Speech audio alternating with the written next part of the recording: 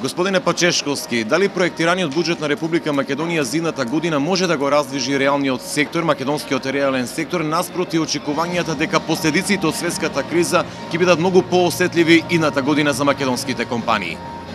Прво да ви се заблагодарам за поканата на вашата телевизија. Сега е доста актуелна темата за буџетот на Република Македонија, веќе е во собраниска процедура и тоа е во глобална една политекономска тема, каде што самата проекција на буџетот имаме зголемување од она што беше во претходните години и неговата структура, мој став е дека повеќе оди на една социјална кохезија. Ако видиме каде се зголемувањата, имаме 13% зголемување за здравството, 10% имаме зголемување за социјални трансфери, најголем дел од буџетот ќе оди за социјалните трансфери, за плати, пензии и така натаму, додека за капитални инвестиции се одделуваат 10,4%. И сега неговата актуелност се наметнува за тоа што дали ќе има развојни функции, дали ќе молесне на македонските компании да генерираат раст и развој. Автоматски тоа што значи буџетот по дефиниција не може да генерира сам раст и развој, туку треба да представува една база, една подлога која што ќе представува фундамент, кој што ќе представува база, односно амбиент преку кој што ќе може да се генерира развојот. И самите тие капитални инвестиции 10,4 кои што ќе бидат вложени во патна инфраструктура, во железничка инфраструктура и така натаму, тие представуваат само предуслов за понатамошен економски раст и развој. Но тоа не значи дека по дефиниција ќе генерираат одма економски раст и развој, затоа што буџетот е проектиран само во временски период од една година, додека пак макроекономскиот развој, односно развојот на бруто домашниот производ бара еден подолг временски период, минимум од 5 години, но представува база преку капиталните инвестиции. Јас предлагам што може повеќе да се скрати во други, да се редуцира, за да имаме што повеќе од 10,4% во капитални инвестиции. За тоа треба и тие капитални инвестиции треба да имаме детална кост-бенефит анализа, да видиме кој ќе биде фидбекот, односно економските ефекти кои што ќе се враќаат како фидбек на економски развој. И тој економски развој кој го генерира? Го генерира исклучиво стопанските субјекти, оние кои што се занимаваат со производство. И тука сега веќе е актуелно со намалување на царините, околу 480.000 евра дава субвенција која што ќе генерира развој. Да, тоа е олеснување на компаниите, но тоа олеснување не е доволно затоа што даноците не се зголемуваат, но се зголемуваат други давачки постов на лиценци и други форми. И затоа предлагам дека треба тие давачки на оние кои што се производствени стопански капацитети да се намалат и да му се олесни нивното производство. Проектиран е буџетски дефицит од 3,5% од бруто домашниот производ на Македонија. Владата на Република Македонија најави покривање на тој дефицит со внатрешно и надворешно задолжување. Може ли да го издржи тоа македонската економија?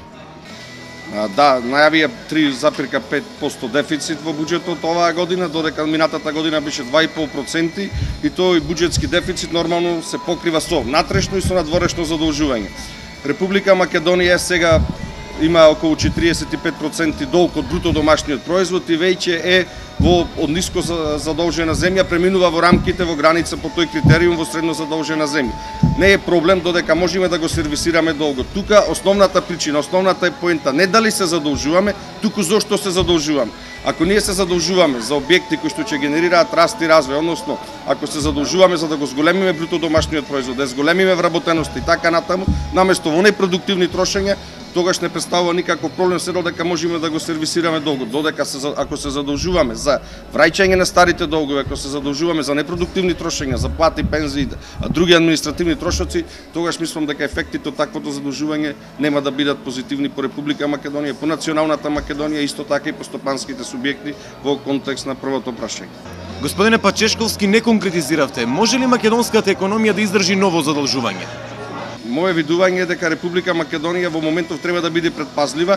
Тоа што го кажам како параметар, како процент на задолженоста на Република Македонија од бруто домашниот производ, дава сигнали дека може и понатаму да се задолжуваме, но треба да бидеме предпазливи. Сега многу е лошо ако правиме компарација помеѓу една држава со друга држава од аспект на нејзината задолженост. Например, не може ние сме мала и недоволно развиена, односно developing country, односно земја во развој и автоматски не може да се споредуваме ниту со Јапонија, ниту со Грција. Зошто не можеме да се споредуваме за Грција, која што го допре дното на задолжување, затоа што Грција е членка на Европската унија, членка на Европската банка и така натаму, каде што е влезена во еден систем каде што може да му помага и да го сервисира нивниот долг, односно по различни инструменти и механизми.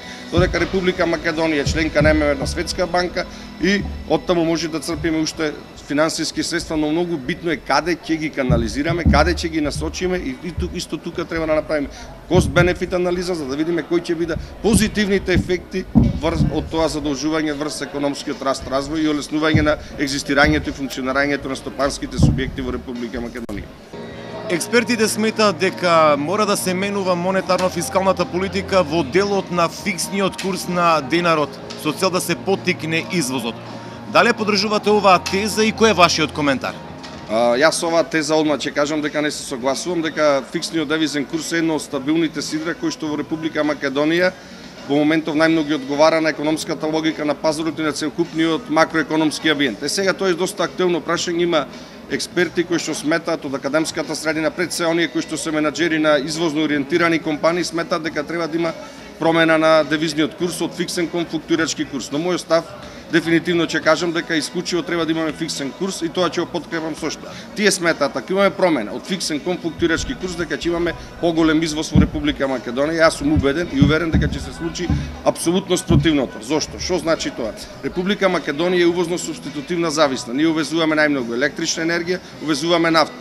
Електричната енергија и нафтата се основен инпут на производството во Република Македонија на секој производ, односно во најголема мера ја детерминира цената на чинење на секој производ. И автоматски тоа што значи? Нас ќе ни биде многу далеку поскапо возот во тој момент и што се случува? Така ниската наша продуктивност, економичност и конкурентност кревка на нашите стопански субјекти ќе биде уште повеќе оневозможена, односно ќе биде со негативен нагиб.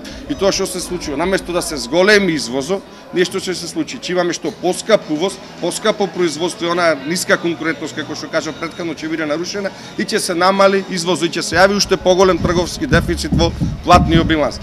И сега тука да разграничиме. Девизниот курс е едно сидро, една алатка, еден инструмент кој што може да помогне во генерирање на економскиот развој. Многу наједноставно, ајде ќе го смениме девизниот курс и одма да генерираме економски развој. Тука треба да се разграничи што е причина, што е последица. Господине Пачешковски, јас ви благодарам на оваа кусно интервју.